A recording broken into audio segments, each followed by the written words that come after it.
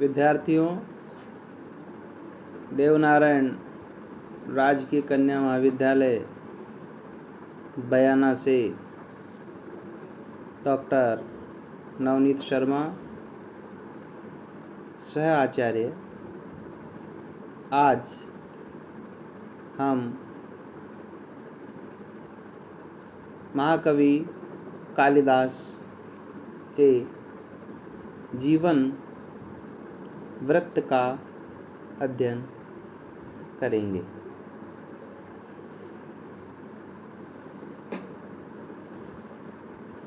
महाकवि कालिदास के जीवन के संबंध में अनेक प्रकार की किंवदंतियां हैं। क्योंकि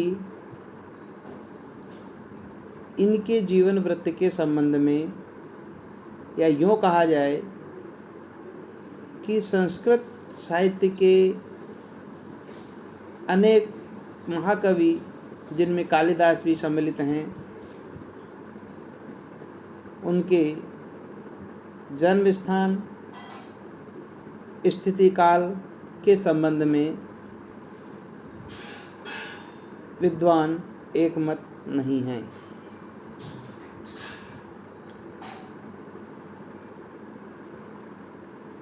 इसका कारण यह है कि कवियों ने या महाकवि कालिदास ने अपनी रचनाओं में कहीं भी अपने जीवन, जन्म स्थान, स्थिति काल के संबंध में उल्लेख नहीं किया है।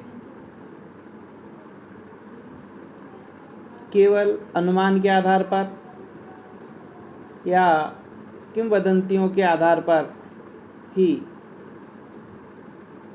कुछ कहा जा सकता है, कुछ बतलाया जा सकता है कि कालिदास का जन्म या जीवन वृत्त किस प्रकार का रहा। एक किंवदंती तो इस प्रकार की है कि ये बाल्यकाल में महामूर्ख थे और जंगलों में विचरण करते हुए गायें चराकर अपना जीवन यापन करते थे।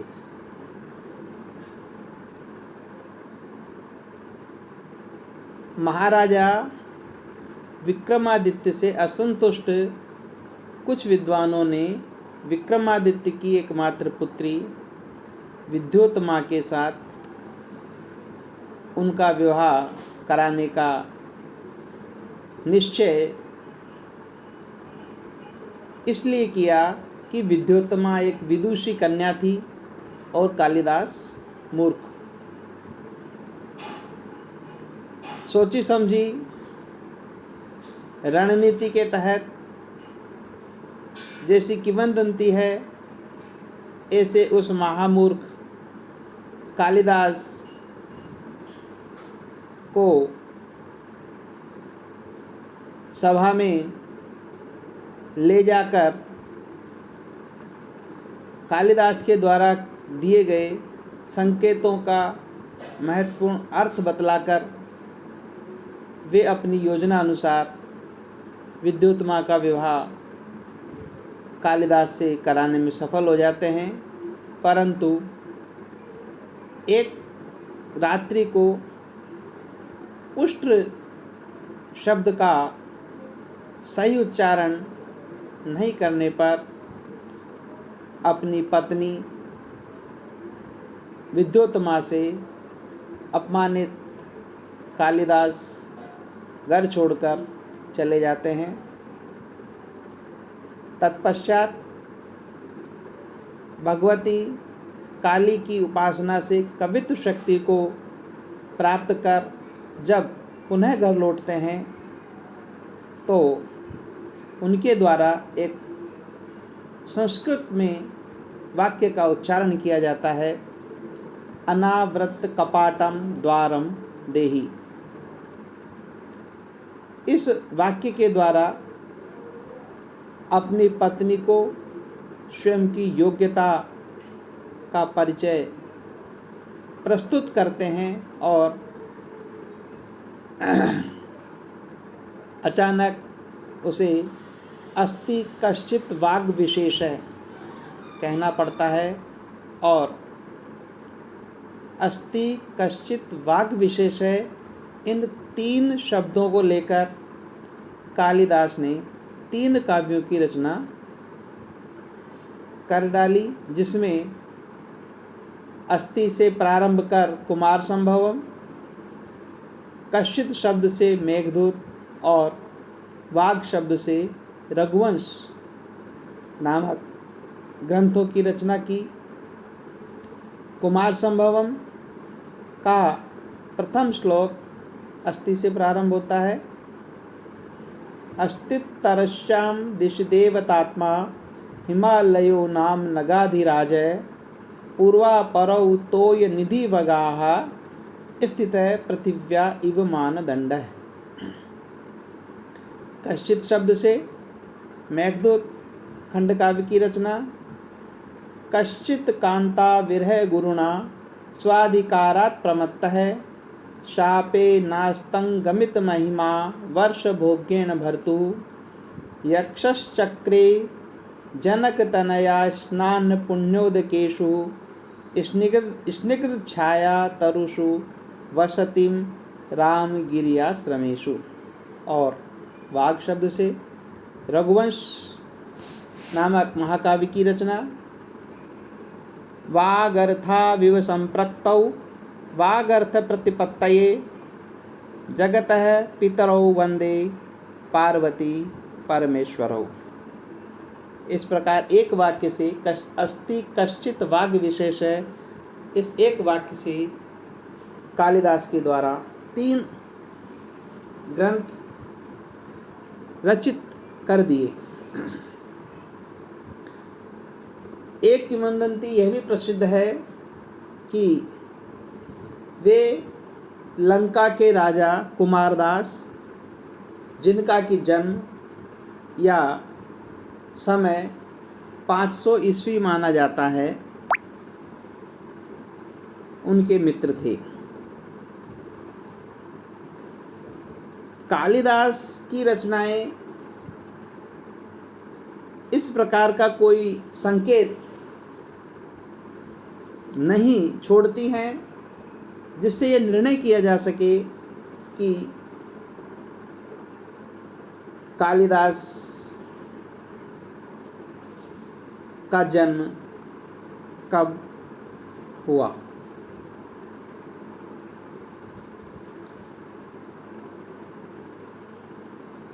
कुछ लोग इन्हें काली का भक्त मानते हैं और उनकी यह धारणा है कि कालिदास उनका जन्म नाम नहीं अपितु काली की उपासना करने के पश्चात ही यह नाम रखा गया। संस्कृत के कुछ ग्रंथ कालिदास को या संस्कृत के कुछ ग्रंथों में कालिदास को राजा विक्रमादित्य का मित्र माना जाता है और कुछ राजा भोज के साथ उनका संबंध स्थापित करते हैं। इन्हीं कुछ किंवदंतियों के आधार पर कालिदास का जीवन वृत्त अनेक इतिहासकारों या लेखकों ने अपने अपने ग्रंथों में प्रस्तुत किया है। इनकी एक रचना या कृति मेघदूत, जिसका अध्ययन करने पर एक किंवदंती यह भी प्रचलित हो चली है कि यह रचना कालिदास ने अपनी पत्नी के वियोग में लिखी, जिसका कि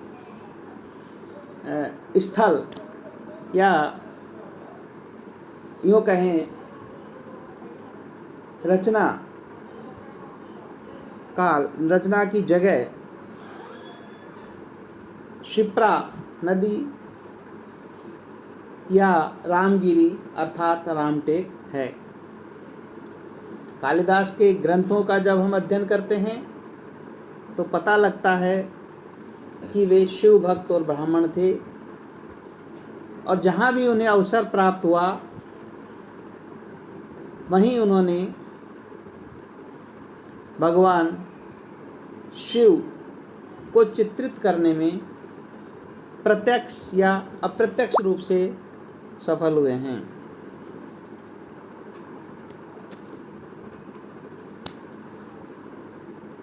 अन्य रघुवंश और मेघदूत के अध्ययन से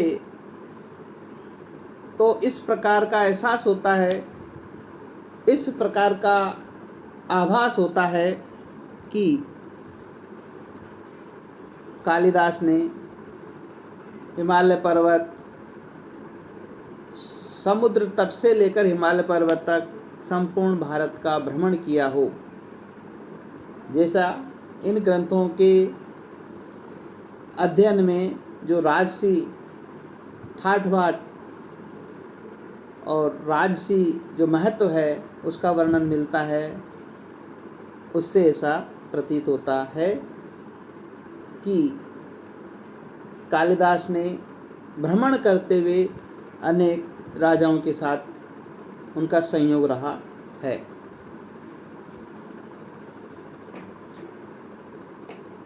और इनकी रचनाओं को देखकर ऐसा लगता है कि ये किसी ऋषिकुल या विश्वविद्यालय के छात्र रहे हों। उनके ग्रंथों का संपूर्ण अवलोकन करें तो निस्संदेह ये कहा जा सकता है कि वेद, दर्शन, उपनिषद, रामायण, महाभारत, गीता, पुराण, संगीत, व्याकरण, ज्योतिष, काव्यशास्त्र आदि का उन्हें अच्छा ज्ञान था।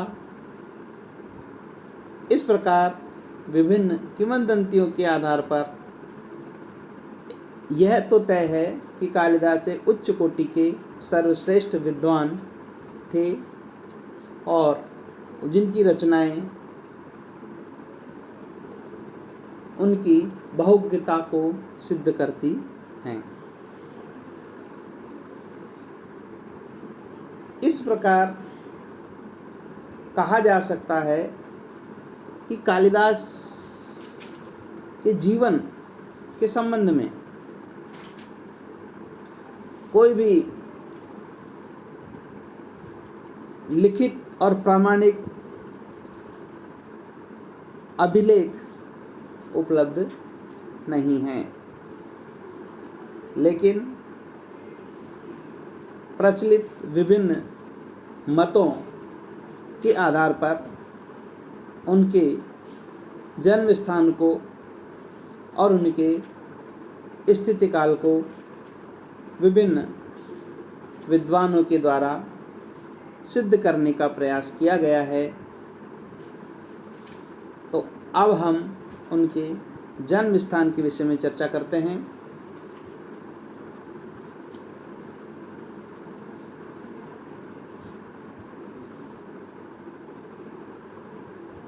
चूँकि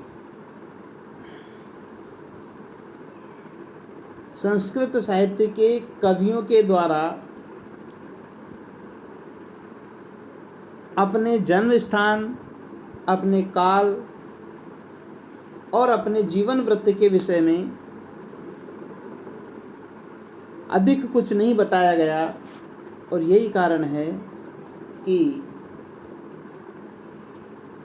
संस्कृत साहित्य के अनेक विद्वानों के संबंध में सभी विद्वान, आधुनिक विद्वान एक मत नहीं हैं,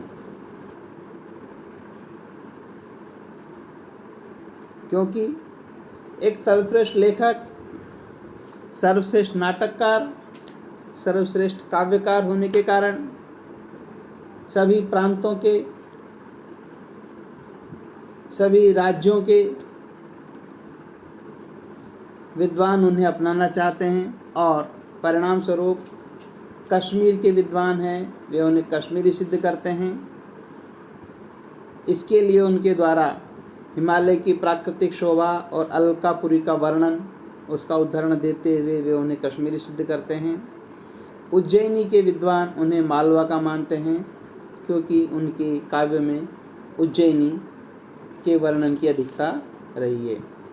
बंगाली विद्वान उन्हें बंगाल का स्वीकार करते हैं और इसके लिए कालिदास को अपनाना चाहते हैं। आधुनिक समालोचक, मनीषी, ऐतिहासिक विद्वान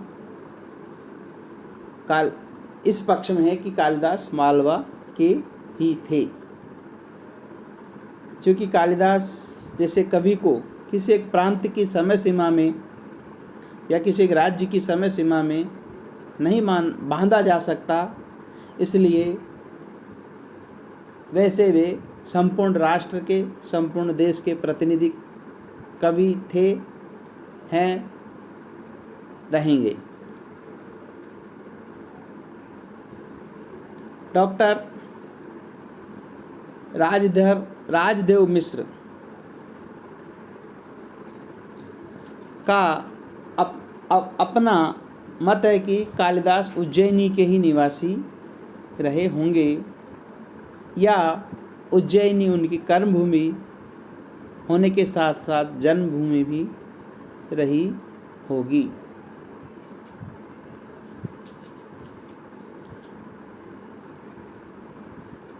कश्मीर के विद्वान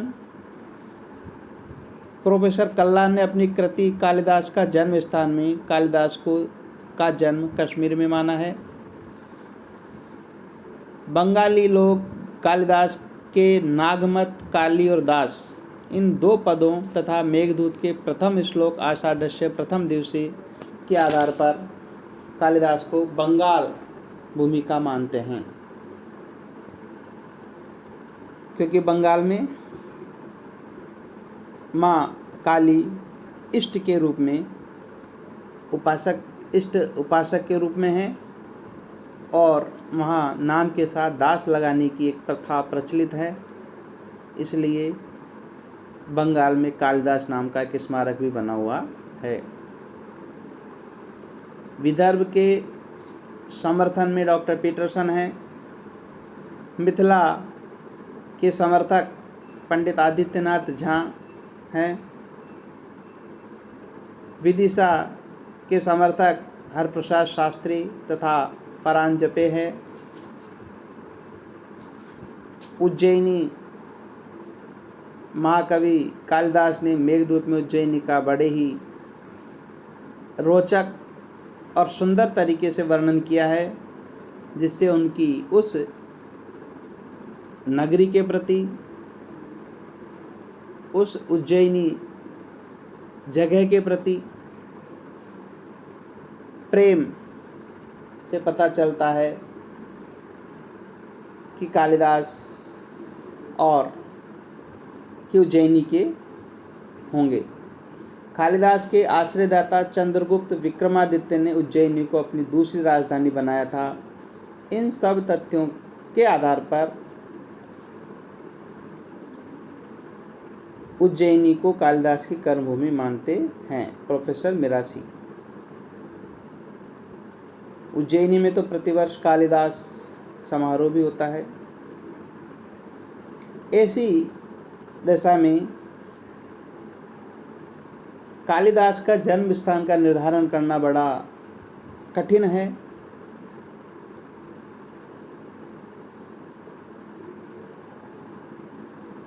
परंतु उज्जैनी के पक्ष में जो तर्क दिए गए हैं, उन तर्कों के आधार पर इतना अवश्य माना जा सकता है, कहा जा सकता है कि महाकवि का उज्जैनी से किसी न किसी प्रकार से विशेष संबंध अवश्य रहा और अधिकांश विद्वान इस मत के ही समर्थन में हैं। कालिदास की स्थिति काल कि कालिदास का समय क्या रहा होगा।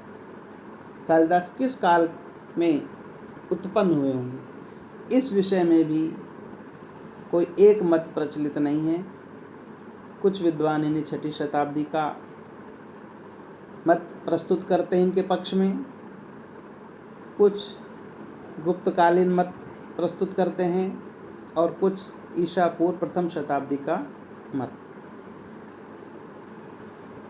जिस प्रकार से उनके जीवन वृत्त और जन्म स्थान का निर्धारण करना बड़ा कठिन है, उसी प्रकार स्थिति काल के संबंध में भी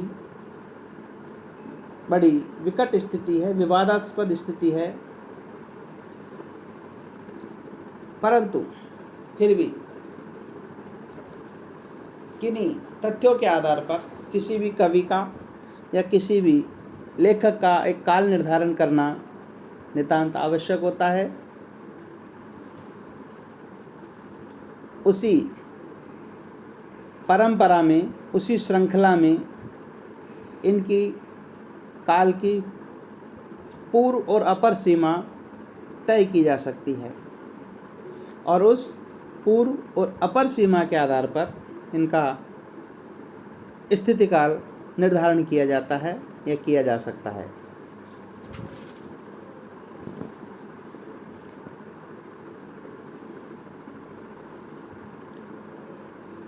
यदि कालिदास की स्थिति काल के संबंध में सभी प्रचलित मतों ईसा पूर्व 8वीं शताब्दी से लेकर ईसा की 11वीं शताब्दी तक के मतों को दृष्टिगत किया जाए तो कालिदास की पूर्व सीमा ईसा पूर्व 8वीं शताब्दी तथा अपर सीमा 11वीं शताब्दी तक पहुंच जाती है और ठोस अंतः और बाह्य साक्ष्यों के आधार पर विचार करने से उनके काल की पूर्ववर्ती सीमा 150 ईस्वी पूर्व से पहले और ईसा की 7वीं शताब्दी के पश्चात नहीं जा सकती। साक्ष्य क्या हैं, उनके विषय में भी चर्चा कर लेते हैं कि कालिदास के द्वारा जो नाटक लिखा गया मालविकाग्निमित्रम, उस नाटक का नायक प्रसिद्ध शुंगवंशी नरेश अग्निमित्र को बनाया है। अग्निमित्र मौर्य वंश के विनाशक सेनापति पुष्यमित्र के पुत्र थे और पुष्यमित्र का समय 150 ईस्वी पूर्व माना जाता है। ऐसी स्थिति में कालिदास 150 ईस्वी पूर्व के पहले नहीं हो सकते। दूसरा मत कि कन्नौज सम्राट हर्ष के आश्रित महाकवि बाणभट्ट विरचित हर्षचरित की प्रस्तावना में कालिदास का उल्लेख प्राप्त होता है। निर्गतासु न वा कस्य कालिदासस्य सूक्तिषु। हर्ष के आश्रित होने के कारण बाणभट्ट का समय 606 ईस्वी से 647 ईस्वी है। तीसरा, पुलकेशी द्वितीय के आश्रित कवि रवि कीर्ति ने ऐहोल वाले शिलालेख में कालिदास का नाम लिखा है। स विजयताम रवि कीर्ति कविताश्रित कालिदास भारवी कीर्ति। उक्त शिलालेख का समय शक संवत 556 ईस्वी 634 अर्थात 634 ईस्वी है। अतः कालिदास को ईसा की 7वीं शताब्दी के बाद का नहीं माना जा सकता। अधिकांश विद्वान उन दोनों सीमाओं के मानने के पक्षधर हैं। तो इन्हीं सीमाओं के आधार पर कालिदास का काल निर्धारण करते हैं या किया जाता है। तो कुल मिलाकर के हम कह सकते हैं कि कालिदास ईसा से 150 ईस्वी पूर्व और तीसरा जो मत है वह 634 ईस्वी 634 है। तो इन मतों के आधार पर 3 मत प्रमुख रूप से उभर कर सामने आते हैं। 6ठी शताब्दी का मत, गुप्तकालीन मत और ईसा पूर्व प्रथम शताब्दी का मत। छठी शताब्दी का पहला जो छठी शताब्दी का मत है, इस मत के पक्ष में समर्थन में डॉक्टर हार्नली, फर्ग्यूसन और डॉक्टर हरप्रसाद शास्त्री आदि हैं।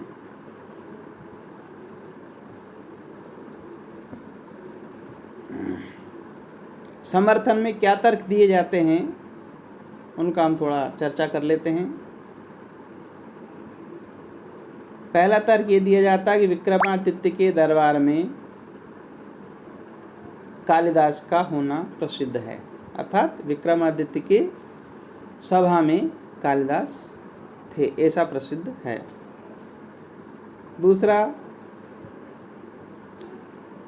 कालिदास के द्वारा रचित रघुवंश महाकाव्य में राजा रघु की दिग्विजय की सीमा यशोवर्धन के राज्य सीमा से मिलती है।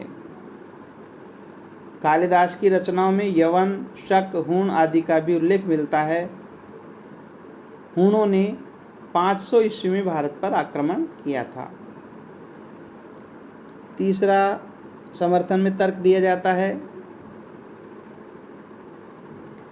कि मैक्स मुलर के अनुसार छठी शताब्दी ही संस्कृत के पुनरुत्थान का समय है, अतः कालिदास का उस काल में होना संभव है। ज्योतिर्विधाभरण नामक ग्रंथ के अनुसार कालिदास शकारी विक्रमादित्य के नवरत्नों में से एक थे और उस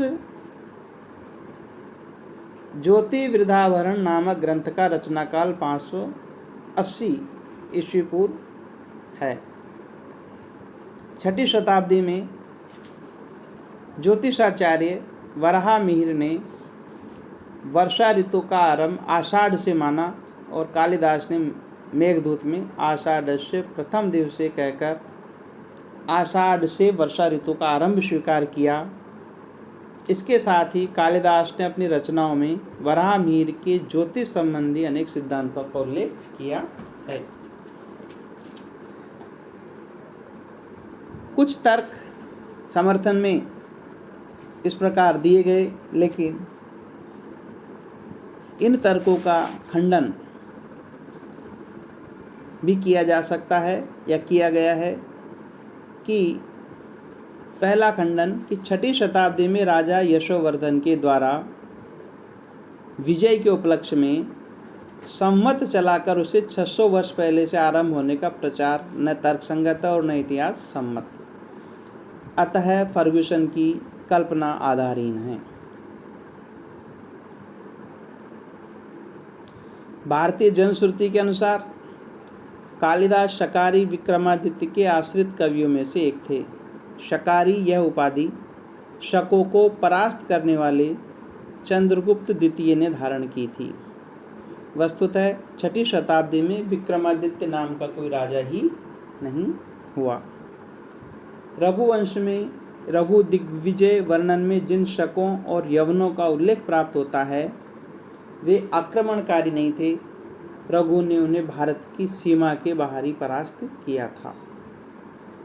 प्रथम शताब्दी के अशोघोष कृत बुद्धचरित तथा सोदारानंद आदि काव्यों तथा भास के नाटकों से सिद्ध हो चुका है कि छठी शताब्दी के पूर्व में भास, अशोघोष तथा काव्यात्मक शिलालेख के रहते हुए छठी शताब्दी के पूर्व काल को अंधकार काल कहना तथा छठी शताब्दी को संस्कृत का पुनर्जीवन काल कहना उचित प्रतीत नहीं होता है, समीचीनी नहीं है।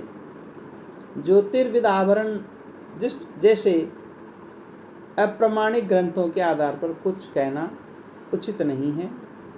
वर्षा ऋतु का आषाढ़ मास से प्रारंभ होना और उसी आधार पर कालिदास को वराहमिहिर के समकालीन मान लेना उचित प्रतीत नहीं होता, क्योंकि आषाढ़ माह से वर्षा ऋतु का प्रारंभ होना की जो मान्यता है वह तो वराहमिहिर से पूर्व की है। मध्य भारत में मंदसौर नामक स्थान में वत्सभट्टी कृत शिलालेख 473 ईस्वी में कालिदास के ऋतु संहार मेघदूत के पद्यों की स्पष्ट झलक है। इस प्रकार समर्थन में 6ठी शताब्दी के समर्थन में तर्क दिए गए और उन तर्कों का भी खंडन किया गया। दूसरा मत जो आता है वह है गुप्तकालीन मत।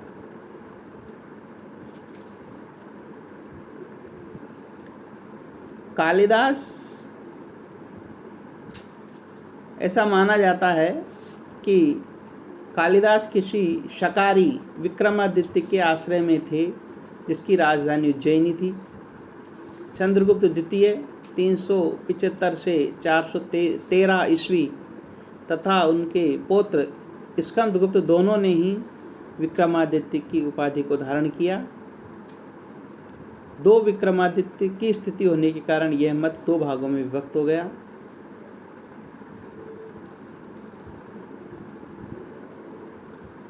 पूना के प्रोफेसर के.वी. पाठक कालिदास को स्कंदगुप्त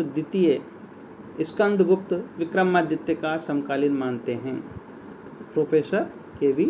पाठक कालिदास को स्कंदगुप्त विक्रमादित्य का समकालीन मानते हैं।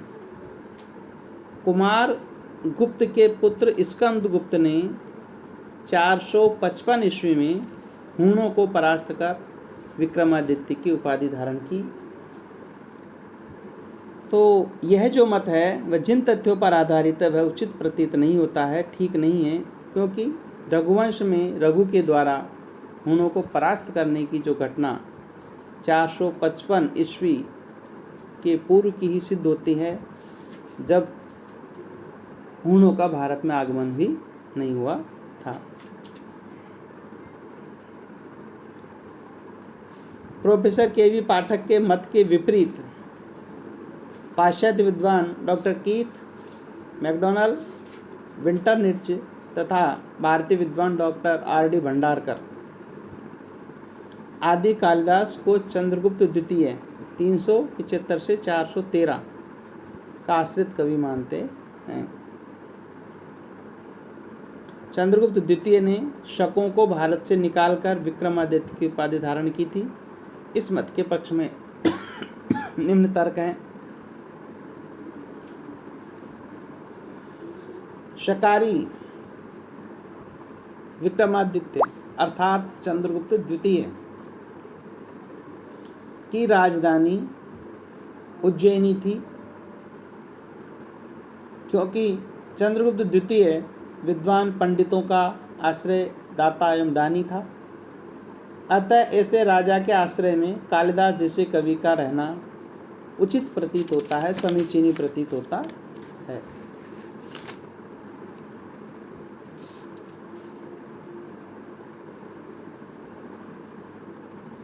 चौथी शताब्दी के हरिसेन द्वारा विरचित प्रयाग वाली प्रशस्ति में किए गए समुद्रगुप्त के विजय वर्णन में तथा रघुवंश के चतुर्थ सर्ग के रघु विजय वर्णन में बहुत कुछ समानताएं प्राप्त होती हैं। मालविक अग्निमित्रम में वर्णित अश्वमेघ यज्ञ समुद्रगुप्त के अश्वमेघ यज्ञ को इंगित करता है। संभव है समुद्रगुप्त के विजय वर्णन को दृष्टिगत करते हुए ही कालिदास ने रघु के दिग्विजय का वर्णन किया हो। कालिदास के विक्रमोर्वशीय नाटक का नामकरण विक्रमादित्य नाम को ध्यान में रखकर किया गया है तथा कुमार संभव महाकाव्य की रचना चंद्रगुप्त के पुत्र कुमारगुप्त के जन्म को लक्षित कर की गई प्रतीत होती है। चौथा जो तर्क इस गुप्तकालीन अथवा चतुर्थ शताब्दी के मत के संबंध में दिया जाता वो यह है कि रघुवंश के ज्योतिषमती चंद्रमसेव रात्रि इत्यादि पंक्तियों में चंद्रमस शब्द चंद्रगुप्त को ही लक्षित करता है।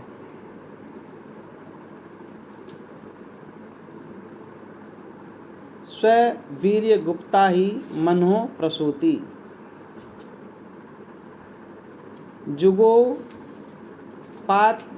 जुगोपात मानम त्रस्तो भेजे धर्मम नातुर इत्यादि स्थलों में अनेक प्रकार बार गुप्त धातु का प्रयोग हुआ है, उसे गुप्तकालीन होने का संकेत करते हैं। तो ये जो 4 तर्क इस पक्ष में दिए गए हैं, इसका भी खंडन किया गया, अर्थात ये खंडन किया गया कि ये जो तर्क दिए गए हैं कालिदास के जन्म स्थिति काल के संबंध में वह उचित नहीं है। खंडन किया गया कि चंद्रगुप्त द्वितीय द्वारा पूर्व प्रचलित मालव संवत को अपने नाम से चलाने की बात संगत नहीं है। यदि विजय के उपलक्ष्य में उस संवत को चलाया गया या चलाना ही था, तो उसने नया संवत क्यों चलाया। दूसरा यह कि चंद्रगुप्त द्वितीय के पितामह चंद्रगुप्त प्रथम ने स्वयं गुप्त संवत चलाया था। अपने पितामह के द्वारा चलाए गए संवत को न अपनाकर दूसरे कोई संवत को अपनाना एक हास्यास्पद है। चंद्रगुप्त द्वितीय के बाद किसी गुप्त राजा ने विक्रम संवत को नहीं अपनाया। स्कंदगुप्त के गिरनार वाले शिलालेख का भी उल्लेख है, गुप्त काले गणना विधाय। तो इस प्रकार अनेक तर्कों के द्वारा गुप्तकालीन या चतुर्थ शताब्दी का मत है, इसे भी खंडित किया गया। और ठोस प्रमाणों के अभाव में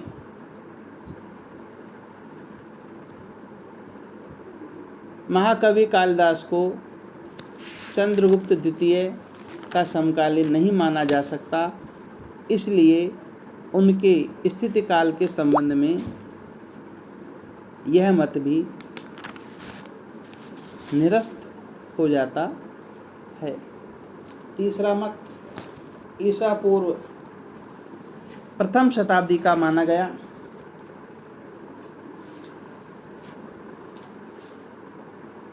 जैसा कि भारतीय जनश्रुतियों में कालिदास का संबंध किसी विक्रमादित्य नामक राजा से माना जाता है, जो कि उदारमना, विद्याव्यसनी और कवियों का आश्रयदाता था।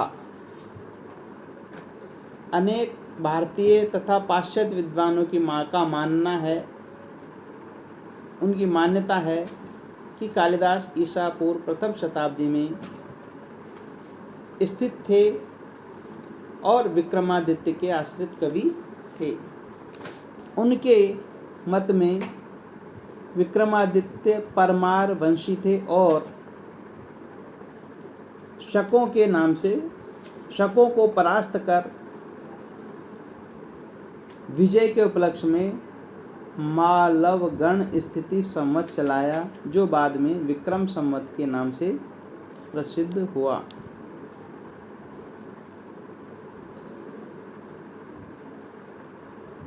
ईसा पूर्व प्रथम शताब्दी में विक्रमादित्य की ऐतिहासिकता, उनके द्वारा विक्रम संवत चलाए जाने की बात तथा कालिदास का उक्त आश्रित होना मान्य नहीं है, क्योंकि उनकी दृष्टि में विक्रमादित्य को ऐतिहासिकता आदि को सिद्ध करने के लिए कोई ठोस प्रमाण नहीं मिलता है।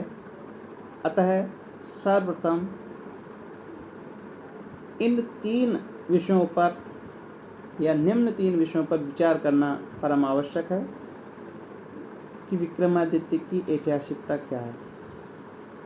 हाल की गाथा सप्तशती, जो कि प्रथम शताब्दी ईस्वी में रचित मानी जाती है, विक्रमादित्य नाम का एक प्रतापी उदार महादानी राजा का उल्लेख प्राप्त होता है, जिसने शकों पर विजय पाने के उपलक्ष्य में भृत्यों अर्थात सेवकों को लाखों रुपए उपहार में दिए। विक्रमादित्यो अपि भृत्यस्य करे लक्ष्यम ददाति। दूसरा तर्क बृहत कथा पर आश्रित सोमदेवकृत कथा सरित सागर में उज्जैनी के राजा विक्रमादित्य का उल्लेख प्राप्त होता है और उनके अनुसार विक्रमादित्य परमार वंशी महेंद्र आदित्य का पुत्र था और उन्होंने शकों को पराजित कर विजय के उपलक्ष्य में मालव गण स्थित संवत चलाया, जो बाद में विक्रम संवत के नाम से प्रचलित हुआ। इस ग्रंथ में विक्रमादित्य के राज्याभिषेक का वर्णन प्राप्त होता है तथा पिता पुत्र दोनों के शैव होने का प्रमाण प्राप्त होता है। तीसरा मत जैन कवि मेरु तुंगाचार्य द्वारा रचित पद्यावली से पता चलता है, ज्ञात होता है कि उज्जैनी के राजा गर्दभिल के पुत्र विक्रमादित्य ने शकों से उज्जैनी का राज्य महावीर के निर्वाण के 470वें वर्ष अर्थात ईसा पूर्व 57 वर्ष में छीन लिया था। चौथा sir William Jones, Vincent Smith, Sten Konow आदि पाश्चात्य और क्षेत्रेश चंद्र चट्टोपाध्याय, डॉक्टर राजवली पांडे आदि भारतीय विद्वानों ने भी विक्रमादित्य की ऐतिहासिकता को मान्यता प्रदान की।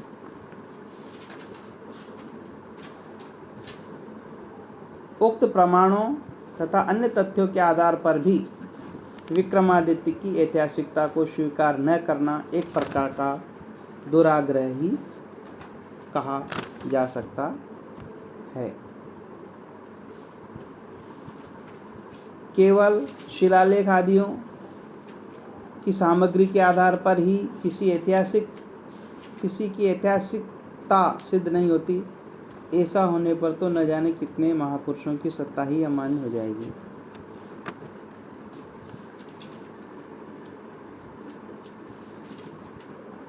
ईसा पूर्व प्रथम शताब्दी वाले विक्रमादित्य के द्वारा विक्रम संवत के प्रवर्तन का प्रश्न है। उसके बारे में कुछ लोगों का कहना है कि यदि उक्त विक्रमादित्य ने संवत का प्रवर्तन किया तो उन्होंने अपने नाम से क्यों नहीं चलाया, उन्होंने संवत को मालव नाम से क्यों चलाया। 5वीं और 6ठी शताब्दी के शिलालेखों में मालव गण स्थित्या, श्री मालव गणा आदि रूपों में इस संवत का उल्लेख प्राप्त होता है। संवत के साथ विक्रम नाम 9वीं या 10वीं शताब्दी में जुड़ा। इस प्रसंग में दो बातें परम आवश्यक है कि गण स्थिति का अर्थ गणना पद्धति से है। दूसरा, विक्रमादित्य ने प्रारंभ में संवत के साथ अपना नाम जोड़ना उचित नहीं समझा और उसने मालव गण का नाम ही जोड़ दिया। बाद में उनकी ख्याति के कारण वह विक्रम संवत के नाम से चल पड़ा।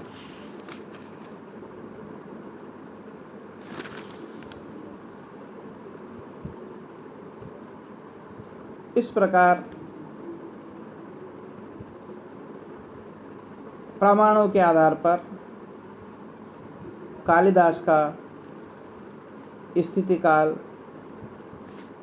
ईसा पूर्व प्रथम शताब्दी में ही मानना समीचीनी एवं तर्कसंगत प्रतीत होता है। यहाँ कालिदास के स्थिति काल के संबंध में 3 मत प्रचलित थे। 6ठी शताब्दी का मत, गुप्तकालीन मत और ईसा पूर्व प्रथम शताब्दी का मत। वैसे स्थिति काल के संबंध में कोई प्रामाणिक शोध कार्य अभी तक पूर्ण नहीं हो पाया है, लेकिन अब तक जो स्थिति है उस स्थिति के आधार पर कालिदास का स्थिति काल ईसा पूर्व प्रथम शताब्दी ही माना जाता है। इस प्रकार कालिदास की जीवन वृत्त, उनके जन्म स्थान और उनके स्थिति काल के विषय में आज हमने आपको अध्ययन कराया। अगली कक्षा में हम अभिज्ञान शाकुंतलम नाटक की कथा वस्तु का विवेचन प्रस्तुत करते हुए अभिज्ञान शाकुंतलम की कथा, मूल कथानक, मूल कथा स्रोत का वर्णन करते हुए आपसे मुखातिब होंगे। धन्यवाद।